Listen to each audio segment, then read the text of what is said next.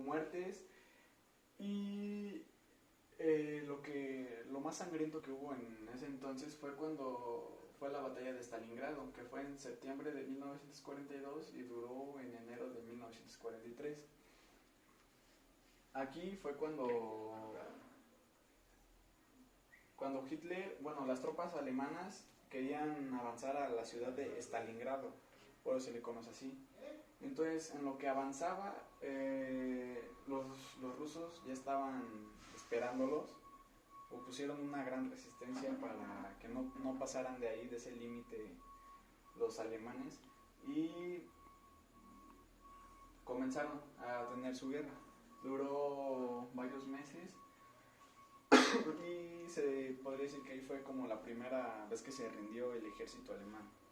Entonces, cuando pasó eso, los alemanes fueron retrocediendo, fueron perdiendo territorio, y fue cuando los rusos empezaron a meterse más, a recuperar todos los territorios que Alemania había ganado en la guerra, en el periodo de guerra. Entonces, cuando todo eso sucede, Hitler hace un último ataque muy desesperado para defender, y los alemanes, los ingleses y los franceses atacaron con todo al imperio alemán. Entonces hubo varios bombardeos en las ciudades de Inglaterra, y en Francia, como se dice, habían muchos ataques tanto aéreos y por tierra. Entonces, cuando es así, Alemania se va retrocediendo y pierde todos los territorios que había ganado durante la Guerra Relámpago, que fue un movimiento muy rápido en el que obtuvo todo el dominio de esos países. Y por otro lado, en el lado asiático, Japón estaba teniendo su guerra, comenzó invadiendo China, comenzó invadiendo Tailandia, varios países costeros de ahí, y comenzó así todo eso. Entonces Hitler lo último que hizo fue declararle la guerra a Estados Unidos, porque Japón hizo un bombardeo a una base, creo, en Hawái, y Estados Unidos volvió a hacer el mismo ataque, pero ahora con los japoneses, y derribó como 4 portaaviones, 5, no me acuerdo. Entonces, Hitler fue cuando le reclama a Estados Unidos y le propone la guerra.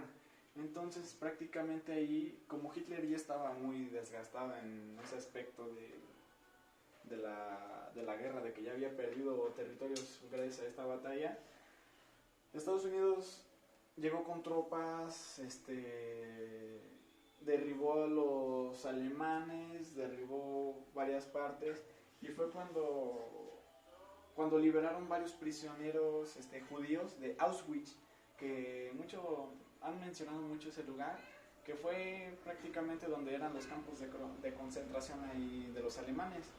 Entonces, en Auschwitz liberaron a varios prisioneros que eran judíos, que estaban en los campos de concentración, etc.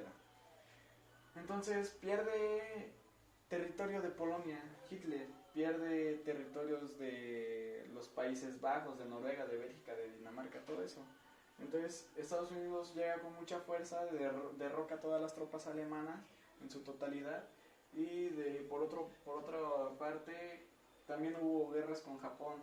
Entonces Hitler se suicida, es lo que se comenta mucho, que murió a causa de un suicidio, que fue él y su esposa, con la que curiosamente se casó un día antes y se murieron al día siguiente. Entonces se dice mucho que se comieron una pastilla de cianuro y se disparó en la cabeza.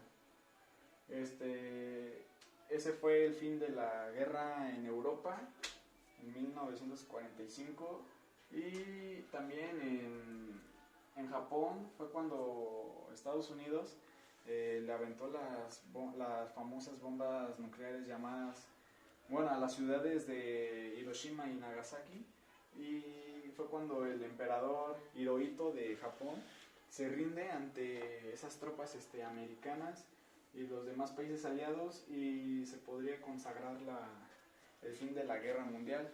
Bueno, ahí fue cuando termina la guerra mundial, y en ese mismo año, en 1945, en octubre, fue cuando se hizo una junta, y fue cuando se conformaron la ONU, lo que conocemos como la Organización de las Naciones Unidas, y prácticamente ahí fue cuando terminó la Segunda Guerra Mundial, y espero que le haya gustado.